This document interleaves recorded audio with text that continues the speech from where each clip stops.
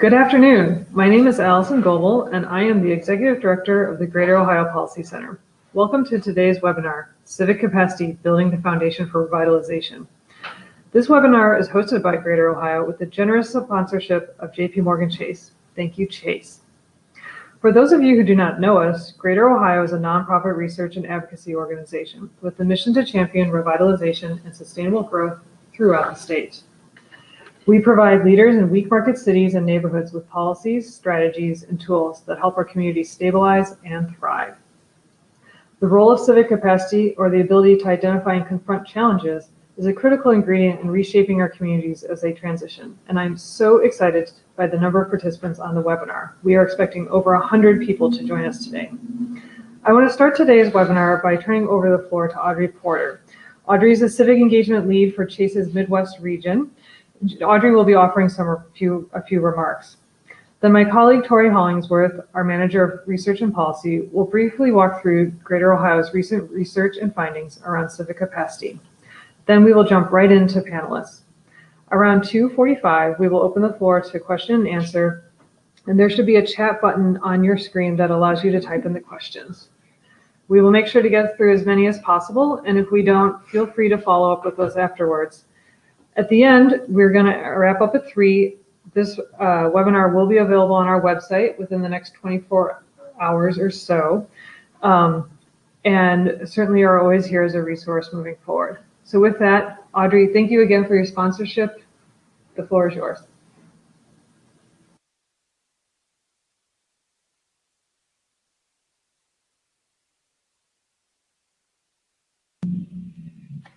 Thanks, Allison. Like Allison said, I'm Audrey Porter. I run JPMorgan Chase's Civic Engagement Program in the Midwest. Chase is a proud sponsor of the Greater Ohio Policy Center, and we are very excited to support today's webinar on building civic capacity. At JPMorgan Chase, we believe that robust community-based organizations are a vital partner in building healthy, vibrant, stable communities where businesses and people can be successful.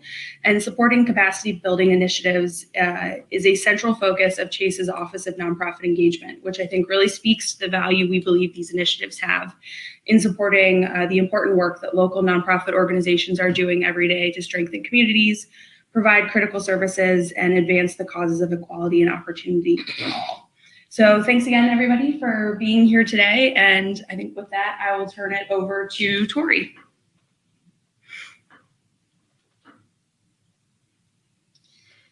Thank you, Audrey, and thanks, Allison, for the introduction. As she said, I am Tori Hollingsworth. I'm the Manager of Research and Policy here at Greater Ohio Policy Center. And I'm just going to quickly talk through how we're defining civic capacity and why we at Greater Ohio think that this is such an important topic for our communities. So first of all, just to make sure we're all on the same page, I want to give a definition of civic capacity. And we're borrowing this from the Kresge Foundation because we think it really sums up how we see civic capacity well. So we're defining civic capacity as the ability of a community to see challenges, draw plans sufficient to meet them, and muster the time, energy, and creativity to move on those plans. It's important to think of civic capacity as existing on a continuum. No community is completely without capacity, and neither does any place have 100% perfect capacity. We like to think of it as building muscle, that once you have a certain amount of capacity, you're able to take on heavier lifts. But it's also a long-term process that requires ongoing work and maintenance. Greater Ohio's research into legacy cities, and smaller legacy cities in particular, found that many of them struggle to have enough capacity to carry out plans for revitalization. There are talented, dedicated people working in all of Ohio's legacy cities, small and large, but many of them are stretched thin and do not have the bandwidth to take on the kinds of projects that are necessary to think beyond the day-to-day and to revitalize. What we found to be helpful in thinking about civic capacity and how a community has it is the idea of civic infrastructure. Growing civic capacity in legacy cities is critical for their long-term success, and the concept of civic infrastructure is helpful for conceptualizing where capacity is within a community. So we're borrowing this term from the Federal Reserve Bank of Boston, and they define it as a network of organizations, resources, and engaged citizens who not only help a community function, but mobilize in times of crisis or opportunity.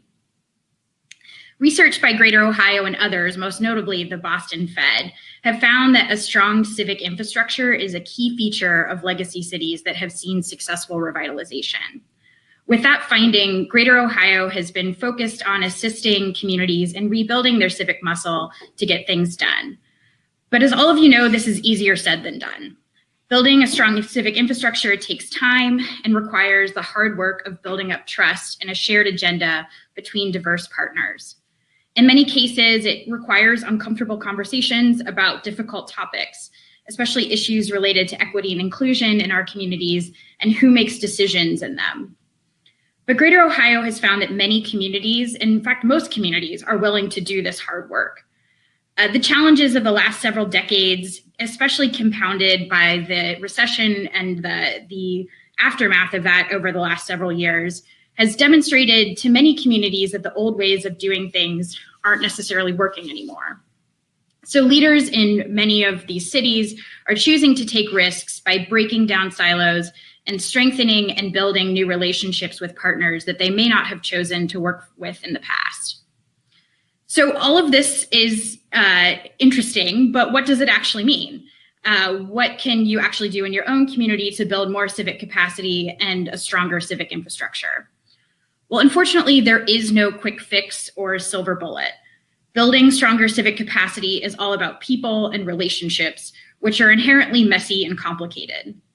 But different communities around Ohio are approaching this issue head on, and we think there are some valuable lessons to learn from what they've done.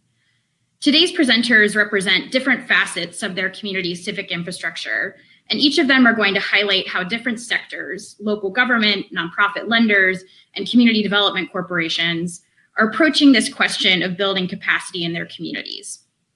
We hope their efforts can help you spark your own ideas about how best to build civic muscle in your city or town. And with that, I'm going to turn it over to our first panelist. He is Erin Hufford, a senior analyst at the City of Hamilton, Ohio. And he's going to be talking about a fellowship program that the City of Hamilton has created within the city manager's office to help build a long-term pipeline of talent and leadership in the city.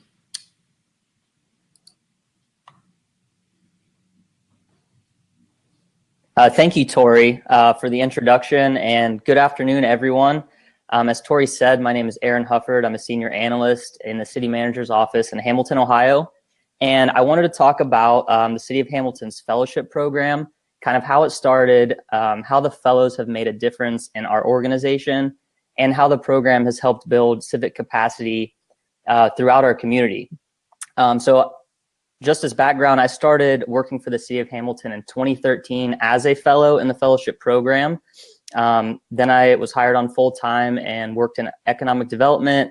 I've also worked in our strategy and information department, and currently I'm in the city manager's office, and one of the programs I administer is the fellowship program. So let's dig into how it started. Our city manager, Joshua Smith, began working in Hamilton in 2010, and in his past positions, he had created fellowship programs in an attempt to bring in new talent with fresh ideas. He also saw it as a great way to give recent college graduates experience in local government and to grow the capacity and skills of professionals in local government. So our program, it's an 11-month postgraduate program where we try to prepare individuals for a dynamic upper management-oriented career in a pretty wide variety of subjects, including city management, utilities, engineering, economic development, and finance. The fellowship includes a housing stipend to house the fellows in apartments within our urban core, and these apartments are within walking distance to City Hall and many of our downtown amenities. We place fellows in different city departments where we have a need, and we look for specific skill sets in a fellow that we hire each year. So we hire people with a lot of different college backgrounds, from marketing to environmental science to economics to business to planning. And the program over the past few years has become quite competitive. and we've attracted applicants from some of the top graduate schools, including Indiana University, Miami University, Ohio State, Georgia, Syracuse, and of course, my alma mater, Wright State University. Go Raiders. Now, I just want to touch on some of the impact the program has had on our organization. Like I said, we've hired a pretty diverse group of fellows every year, and the program is mostly project-based. We've had fellows work on things like a social media strategy and implementation, a feasibility analysis for converting our city fleet to compressed natural gas, innovation and sustainability projects, business attraction and retention, employee engagement strategies, and a labor shed analysis, just to name a few. The program often works like an 11-month job interview, and we've hired about half of the fellows full-time after the completion of their fellowship.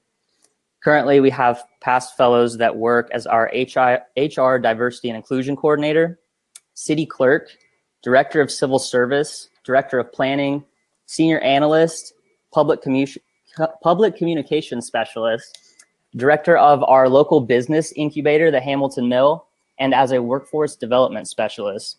So all of these individuals continue to make a very large impact on our organization today. Now I just want to dive into kind of the impact they've had on our community. And so one of the big pieces I talked about was that it included housing. And this was so important because the housing really ingrains the fellows in our city. There really wasn't any downtown living when the fellowship was created in 2011. In fact, a developer was working on transforming one of our historic buildings into about 29 apartment units. And the city committed to a long-term lease for the first 3 apartments to house our fellows in phase 1 of that project to really jumpstart it and kick off downtown living in Hamilton.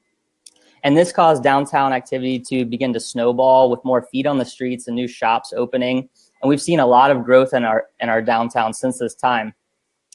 Fellows are strongly encouraged to volunteer for events and nonprofit organizations. And this has just continued a lot of the growth in our downtown. Just bringing this small influx of educated individuals into our downtown has helped lead such a large change in our community.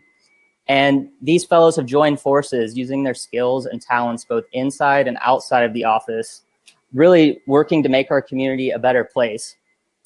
Fellows get involved in just so many activities outside of the office. They help organize and operate and volunteer at our premier community events, such as our summer concert series, Operation Pumpkin, Ice Fest, Hamilton Flea, Dragon Boat Festival, and our 4th of July events, just to name a few.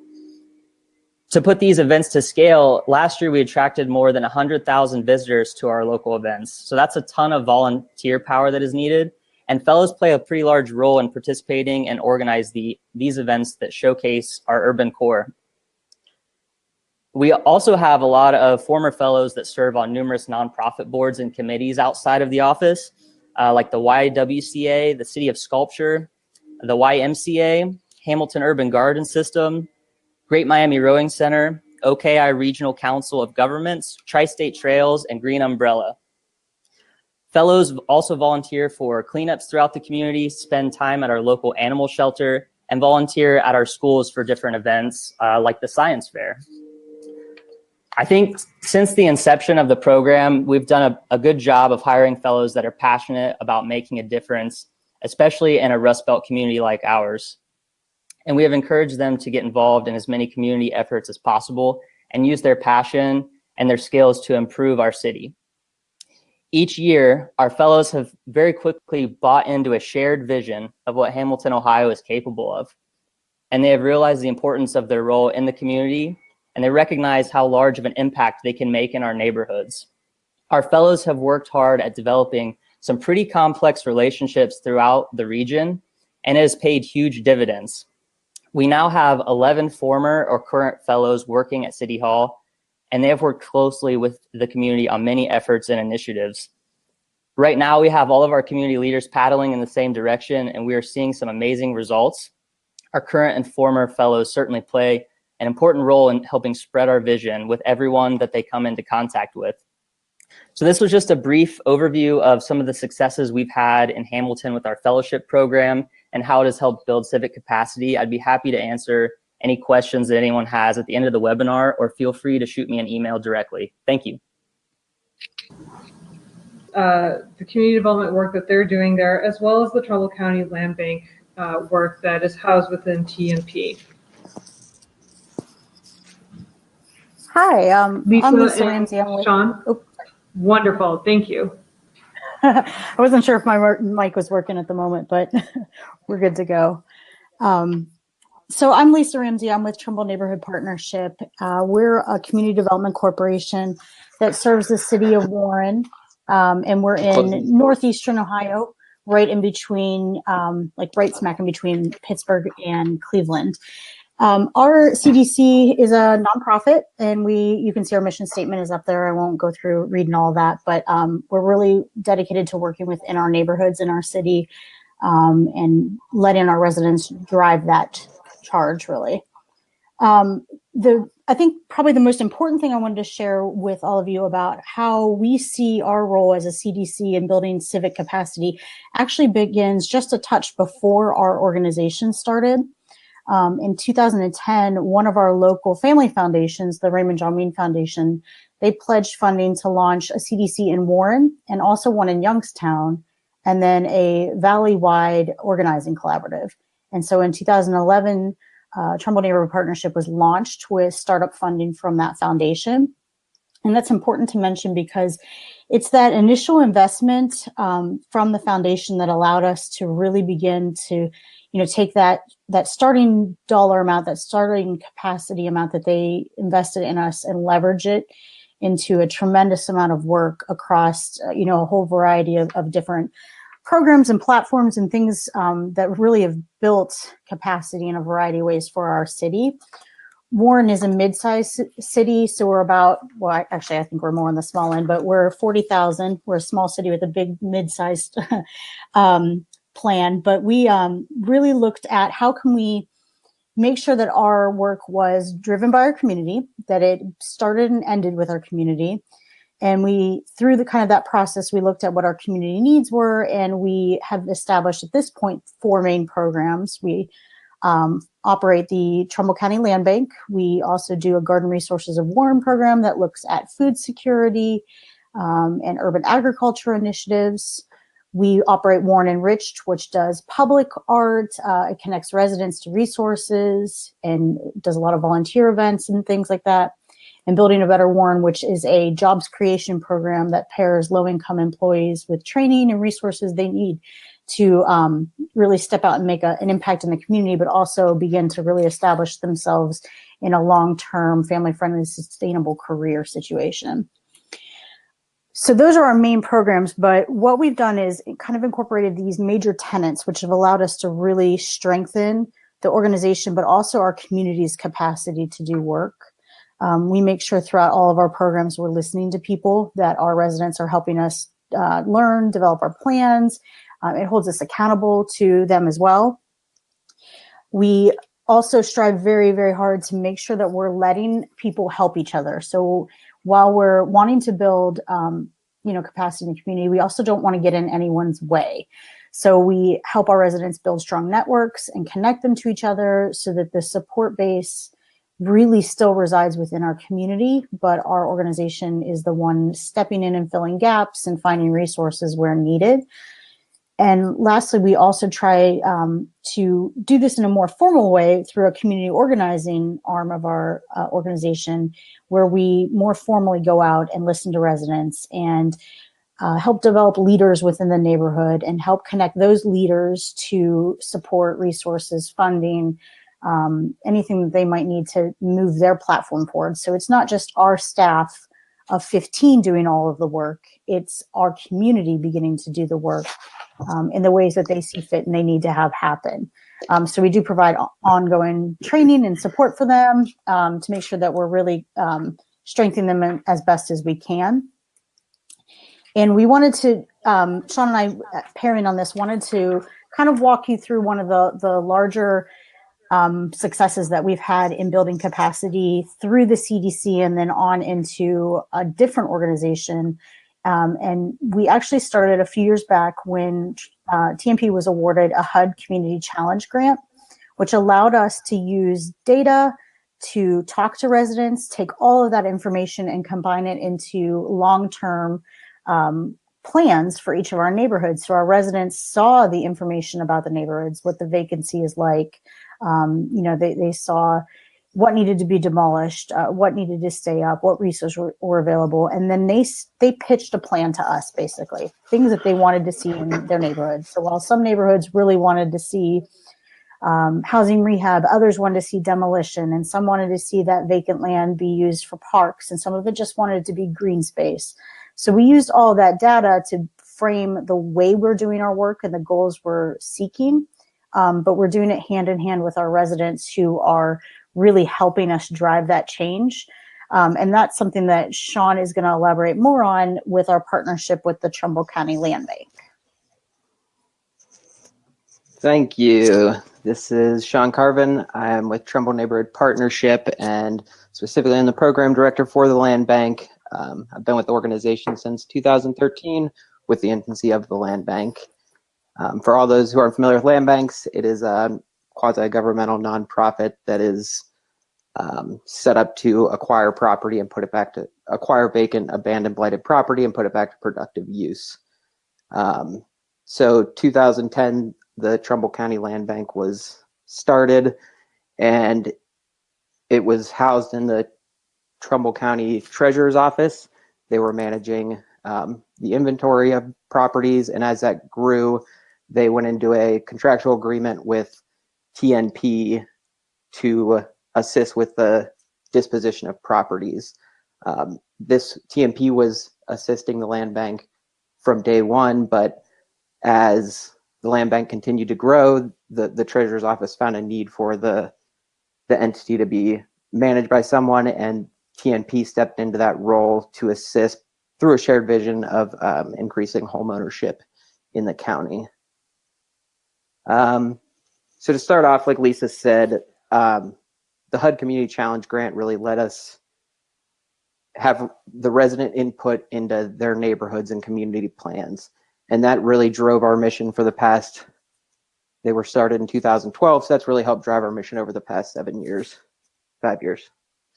And we started out with housing, and we knew that we couldn't do a mass amount of housing renovations or blight reduction in the early days. So we really looked to building partnerships within our community, whether that be residents or partners with the capacity to do renovation of houses.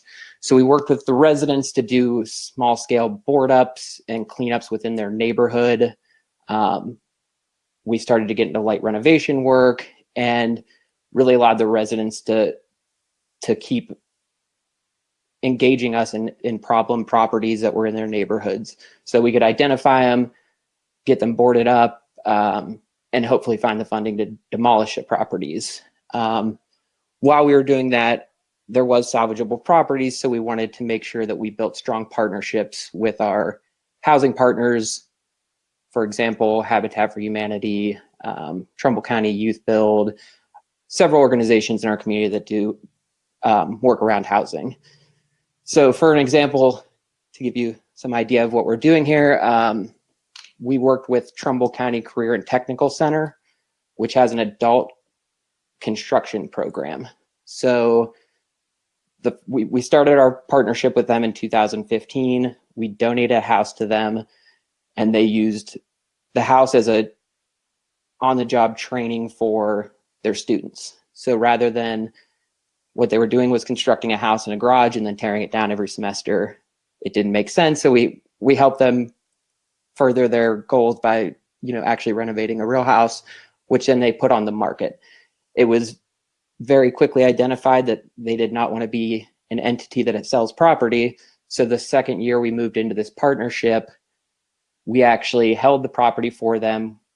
We incurred all the costs. We gave them money to help their program and to buy all the materials for the renovation. And then because we do deal with the sale of houses in a large quantity, we've done 225 house sales in the past 5 years. They just gave that property back to us. we were able to sell it, and then that profit just rolls right back into the program of helping these nonprofit housing partners. While we were working on housing, we still had a number of vacant lots. So as a little background, we've done 400 and some change demolitions within Trumbull County, 225 housing renovations, and then we've sold about 1,000 vacant lots to neighbors, community groups, or whatever that may be. So through the HUD Community Challenge Grant, there was many of the issues identified were around vacant abandoned land in neighborhoods.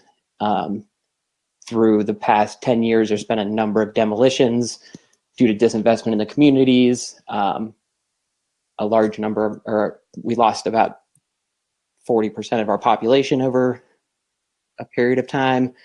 So this was a problem that they identified very quickly, and we were able to maintain lots or get them sold to adjacent property owners, but we wanted to build on that further so that we could get residents involved in the end use of the properties, the vacant land that exists in their neighborhoods.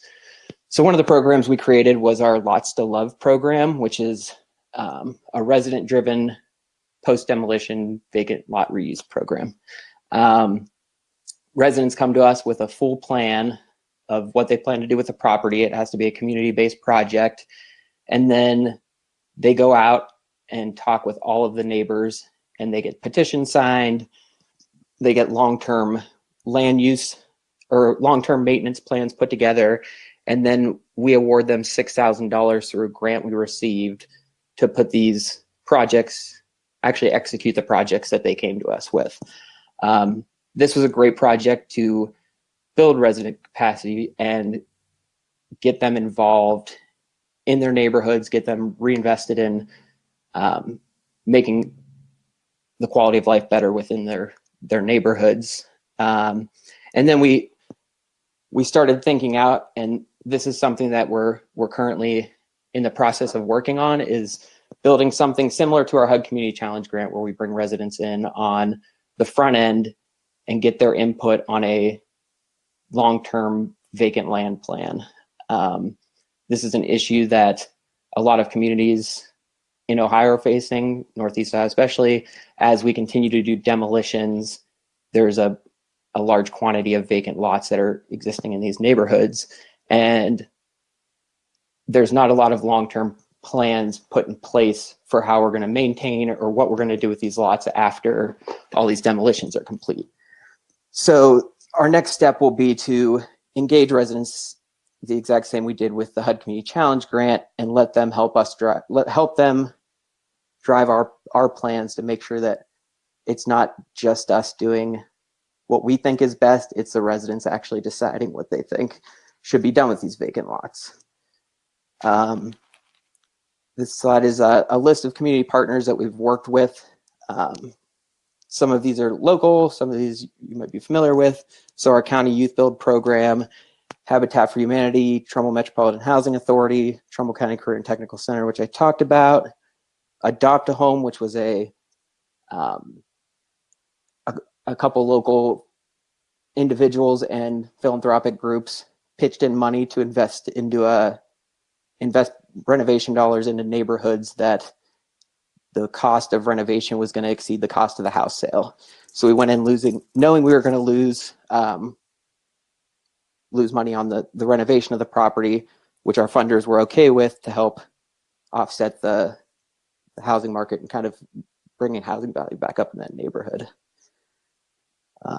So I just wanted to end mine and Lisa's presentation by saying that this was definitely not something we built overnight. TMP was started in 2011.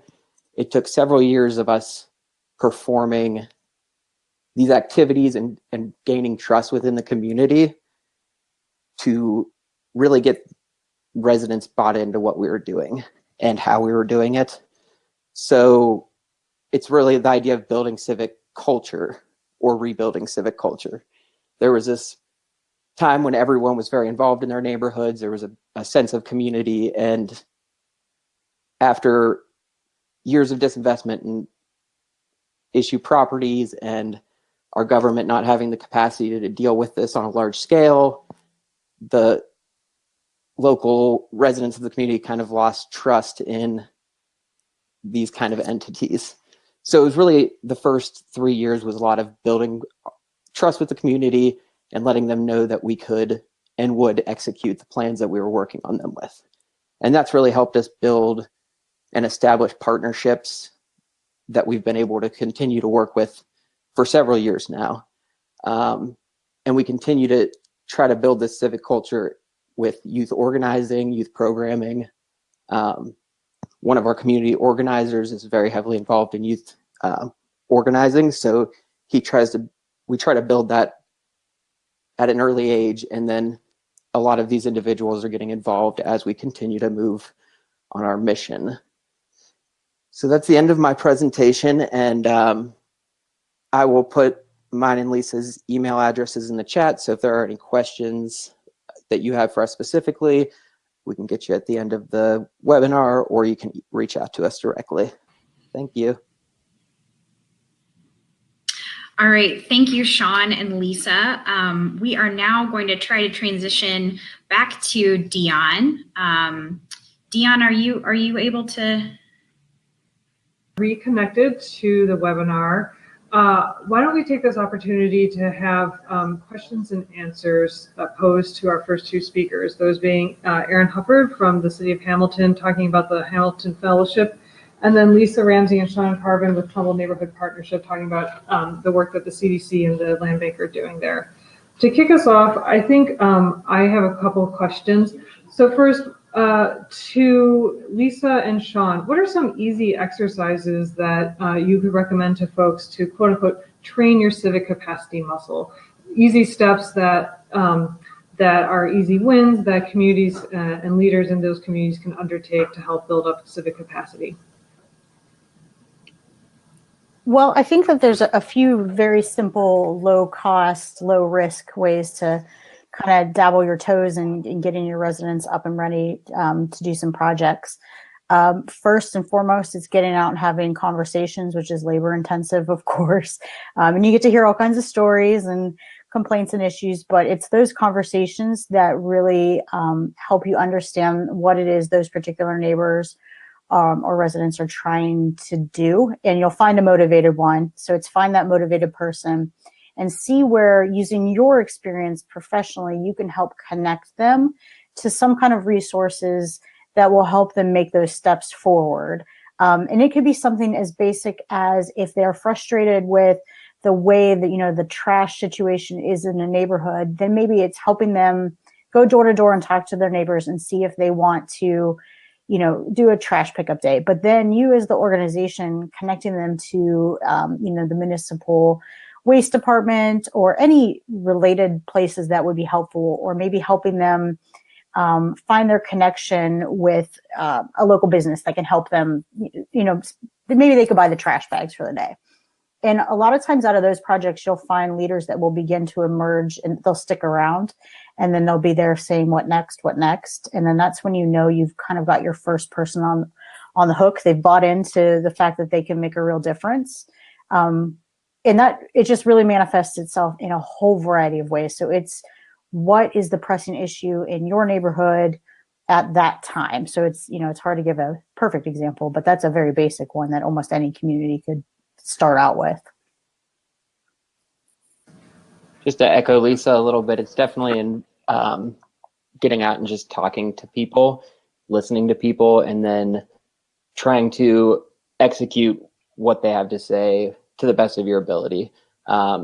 Sometimes those can be costly activities. People often want very elaborate projects, but kind of helping people scale down their projects to a more manageable project at the beginning, and then getting that project executed in partnership with these residents or community groups, or housing partners or anything like that. And kind of building that trust with them so that they understand that you're not just a CDC that's going to take all this information from the residents and then never execute any of the plans that they've helped you establish. Great, that's very helpful information from both Erin and then Sean and Lisa as well.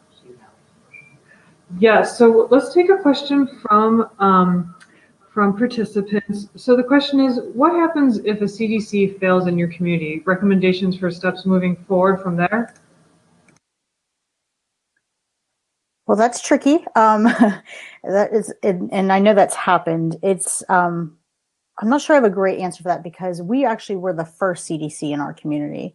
And we're hoping to not find out what that would be like, of course. But there's always somebody doing the work. I was told very, very early on in my career, find the people doing the things and go with the willing. And that might not show up in a CDC. That might show up with somebody who does a slightly related job in a local government. But usually if you stick around long enough, you can find the people in each place, each key stakeholder's office that is motivated and begin to kind of pull those together into the people doing things club, if you will, and begin to use that to push some agendas forward, finding what each department can work as how they can work together as a collaboration. That's a challenging one. Great, thank you, Lisa. So we are going to try to tap in Dion one last time. For phone participants, if you're unable to hear Dion, again, a reminder that this will be, this webinar will be archived on our website after today under our resources page. So Dion, let's see if we can keep the connection in place because we'd love to hear more about how CDFIs are operating and the role that civic capacity plays in deploying those resources.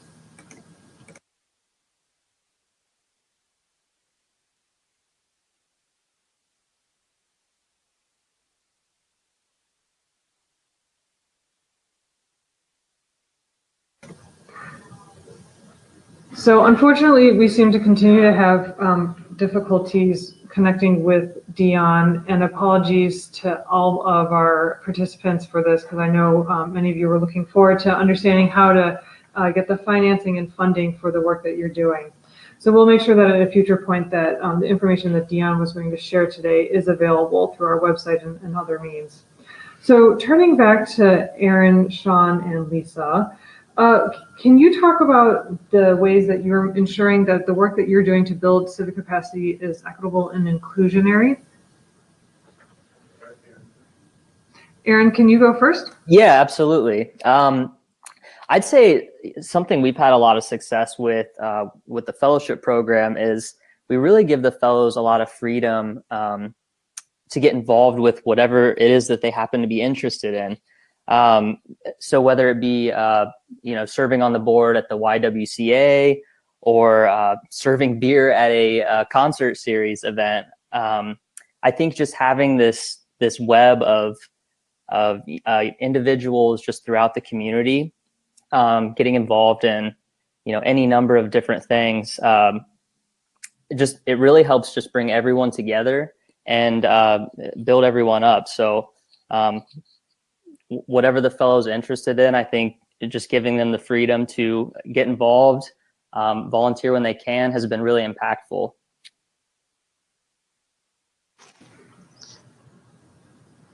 We've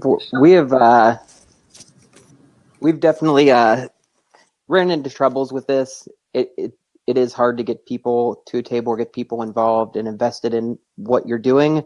What we've found is with all of our programming, we're not going around picking which people we think are leaders or which people have kind of stepped up and they're leading a neighborhood association or something like that. With every event, project, program we do, we make sure to get out and talk to the residents.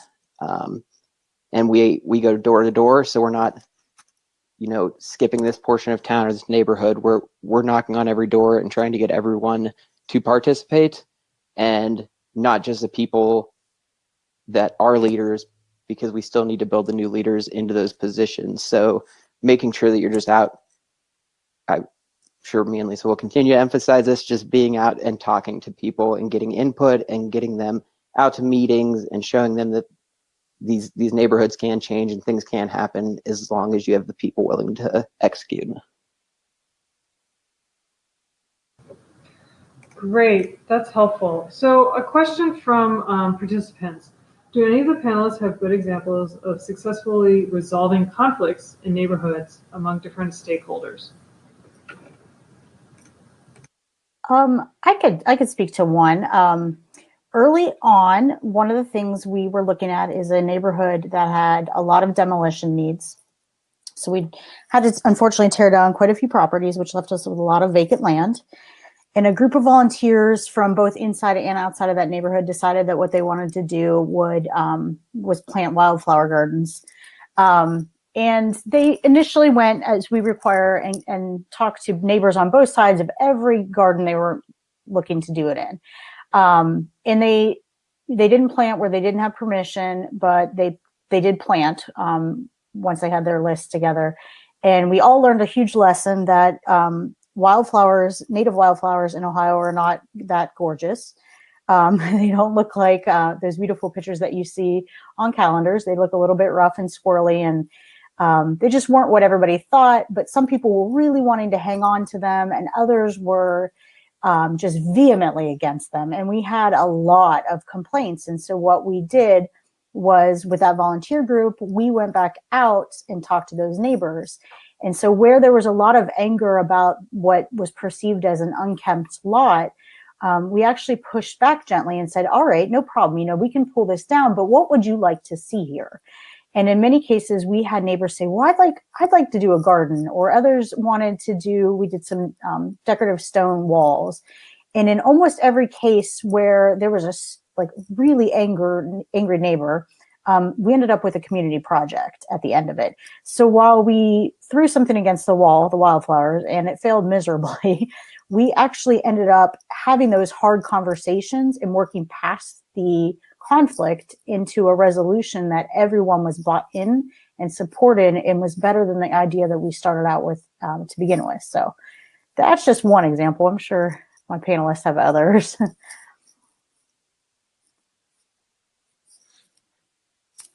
I can chime in. Something that I guess our fellows have become involved with, they don't actually lead the charge, but they're heavily involved, is our Neighborhood 17 Strong initiative. And we have 17 neighborhoods in Hamilton, and they all have a point person in each neighborhood that can relay information back to the city. We can solve problems pretty quickly. But one thing we were finding was so many different people want different things in each neighborhood. So a program we developed was a micro grant program, which basically, any neighborhood could submit a project to us. We have a committee that evaluates proposals, and they have to, get a certain number of signatures throughout their neighborhood to be considered. And then we can grant, it's a small grant, just a couple $1,000s for whatever it is that neighborhood wants, whether it's a community garden or doing a neighborhood cleanup. But it's one small thing we've done to kind of, get our neighborhoods all on the same page with each other. And it's a great way to give back for sure. Great, that's helpful. So I've in both presentations, Erin, Sean, Lisa, you mentioned the role that small grants play in really motivating folks, giving them the confidence to move forward on small projects. Can you talk a little bit more about, a little bit about the price range that a lot of these neighborhood-based projects are working at, and then also if there's any leverage or other additional resources that neighborhoods are pulling, just to really help our audience understand the kind of financial resources that may be required for building the civic capacity and the various activities that you've outlined. Sean and Lisa, do you want to go first? Yeah, so in our community, it's a wide range of financial support or resources that we provide. It's really depending on the project that neighborhood is trying to execute. So we have a grant through the Ohio Housing Finance Agency to do residential demolitions, and that's how we're able to give the $6,000 for post-demolition projects.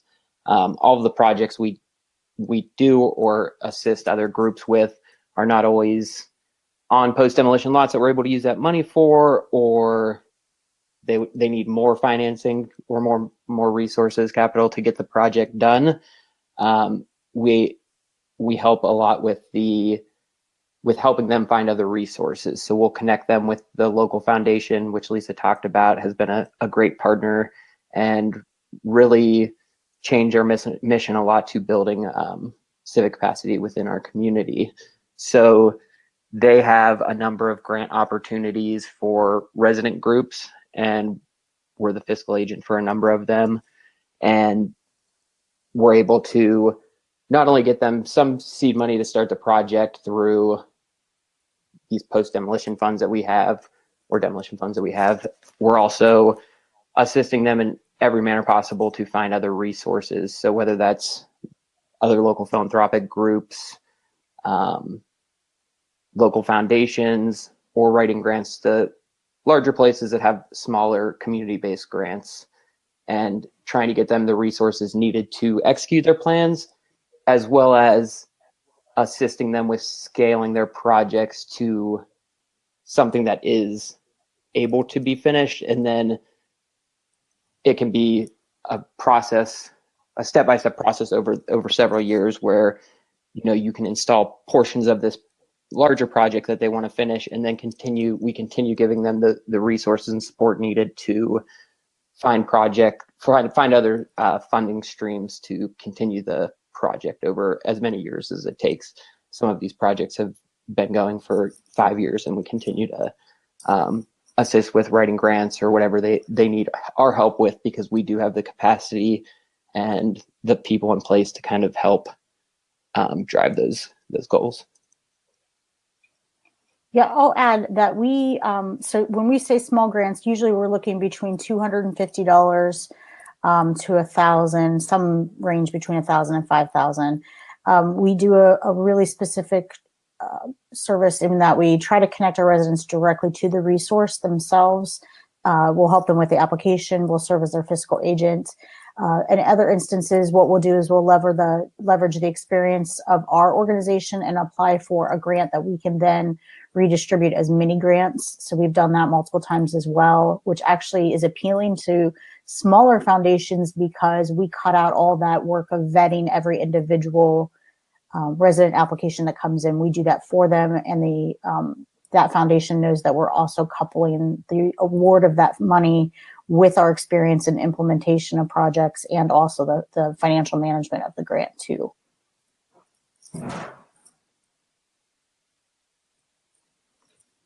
And I'll just quickly add, in addition to the microgrant program we have, I think we've had success using our capacity to assist our residents with just any number of things that they'd like to accomplish, whether it be a cleanup. We work directly with them to provide a dump truck for the neighborhood, or trash bags and gloves and snacks, that sort of thing, or even just planning an event.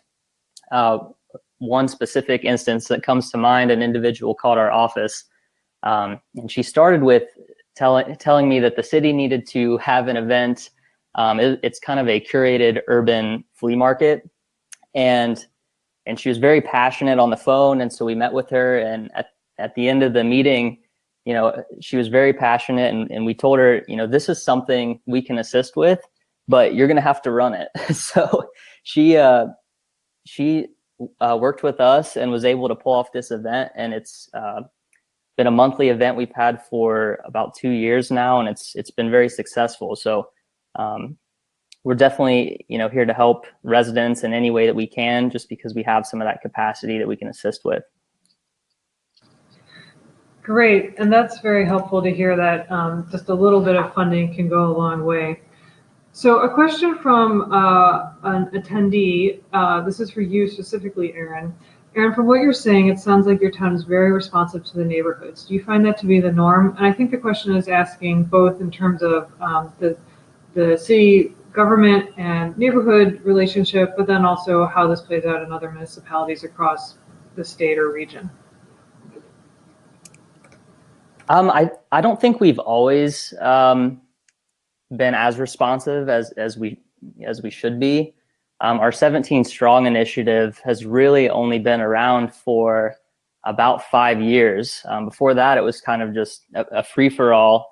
There were some committees that would meet, but ever since we launched the 17 Strong initiative, it's really brought our neighborhoods together. Not all of them, but many of them have monthly meetings where they touch base on neighborhood projects. We try to have a city staff person attend all of those meetings. We kind of divide them up. So we'll have, for example, our public works director will attend one community meeting every month, and then we'll have someone else attend another neighborhoods, just as like a point person from the city's end that can answer questions on the spot or can dig in to get more information when needed. So just having that, having 17 Strong as a framework has been really beneficial for us. I can't really speak for other cities. This is the only city I've worked in, but just starting the framework was our first step, and it's really just taken off over the past 5 years. Great, that's helpful. One thing that I'm hearing from both of you, and I know this is certainly the case with the work that Dion does, is that availability issue. So what you just outlined, Erin, of staffers going to meetings, that seems to be a very key ingredient here. Do you have any other additional thoughts or comments on this fact about, or this issue about being available to residents and others in the community? I think just being available is a big piece of it. Like I said before, 17 Strong, there may have been community meetings happening, but we just simply didn't know about it. But we were able to get the word out about this new initiative, and it helped us kind of organize and create strategies around ways we can help each of our individual neighborhoods. So having that framework, it really just helped us establish point people for each of these different areas around the city, and that's made all the difference.